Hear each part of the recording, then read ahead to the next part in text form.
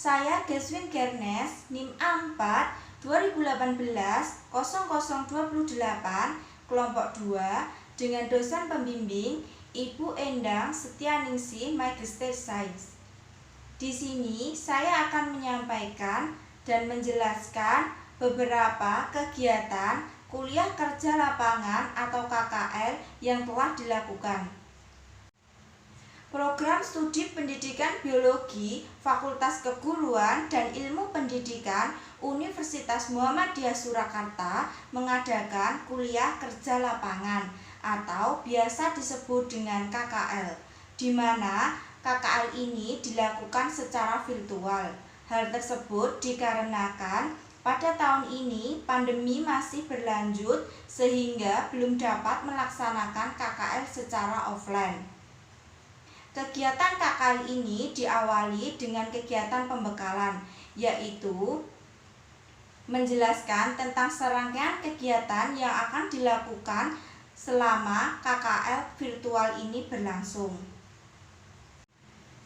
Kegiatan pembekalan dilakukan dengan Zoom meeting, di mana pada kegiatan pembekalan ini dibentuk kelompok KKL, dosen pembimbing, dan juga dijelaskan kegiatan-kegiatan KKL serta luaran-luaran yang harus dibuat setelah KKL virtual ini selesai. Pada tanggal 6 November tahun 2021 diadakan kuliah pakar yang pertama. Narasumbernya adalah Ibu Dr. Fitri Widyaningsih yang berasal dari dosen IKM Fakultas Kedokteran Universitas 11 Maret. Judul kuliah pakar ini adalah membekali calon guru biologi di program studi pendidikan biologi FKIP-UMS tentang epidemiologi. Kesimpulan yang dapat ditarik dari kuliah pakar 1 ini adalah epidemiologi merupakan salah satu cabang ilmu yang mempelajari penyebaran suatu pola penyakit serta penanganannya dalam suatu populasi dan faktor-faktor yang menyebabkan penyakit. Epidemiologi dibedakan menjadi 2, yaitu deskriptif dan analitik. Setelah dilakukan kuliah pakar yang pertama, kemudian kegiatan yang selanjutnya adalah observasi, yaitu mencari epidemiologi dari berbagai sumber, kemudian luaran yang terakhir membuat artikel mengenai epidemiologi. Berikut adalah bukti screenshot, upload, tugas, observasi, dan juga artikel tentang epidemiologi sebagai luaran kuliah pakar 1.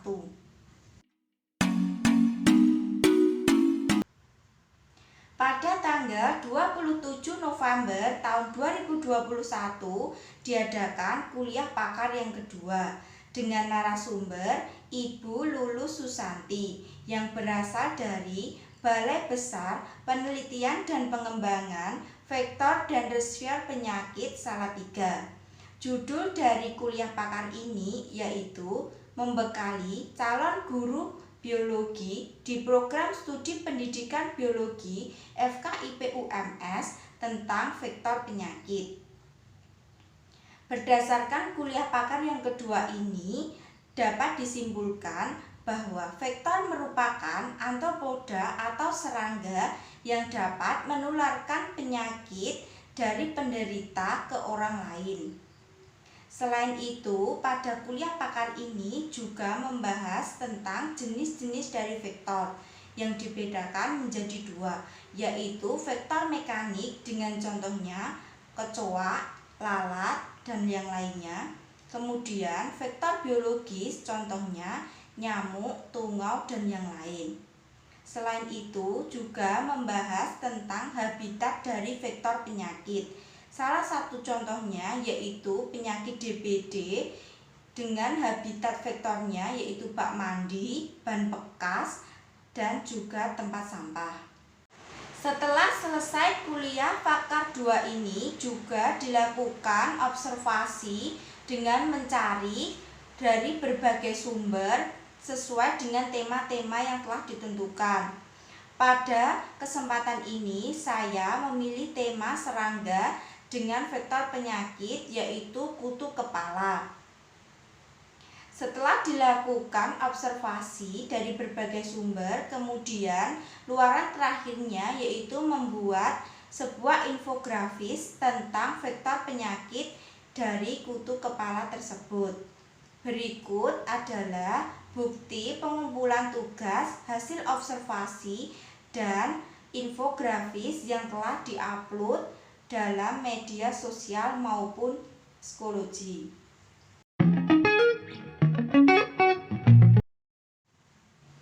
Pada tanggal 18 Desember tahun 2021 diadakan kuliah pakar yang ketiga dengan narasumber Bapak Saryanto yang berasal dari Balai Besar Penelitian dan Pengembangan Tanaman Obat dan Obat Tradisional Tawangmangu. Judul kuliah pakar 3 ini adalah membekali calon guru biologi di program studi pendidikan biologi FKIP UMS tentang peran tumbuhan sebagai imunomodulator. Kuliah pakar 3 ini menjelaskan tentang berbagai macam tanaman di sekitar yang dapat digunakan sebagai obat untuk berbagai macam penyakit. Setelah diadakan kuliah pakar 3 ini dilakukan observasi dari berbagai sumber dengan tema yang pertama, tanaman imunomodulator untuk gangguan pernafasan, alergi, sistem pencernaan, ekskresi, dan juga peredaran darah. Akan tetapi pada kesempatan ini saya mencari berbagai sumber tentang tanaman imunomodulator yang digunakan untuk mengobati gangguan pencernaan. Dapat disimpulkan, tanaman imunomodulator untuk gangguan sistem pencernaan yang pertama, kunyit, jahe, temulawak, daun mint, dan daun jambu biji. Setelah dilakukan observasi, dibuatlah katalog digital mengenai tanaman-tanaman tersebut sebagai luaran tugas akhir kuliah pakar 3. Berikut merupakan bukti screenshot dari pengumpulan tugas hasil observasi dan katalog digital yang telah diselesaikan dan diupload pada media sosial dan juga psikologi.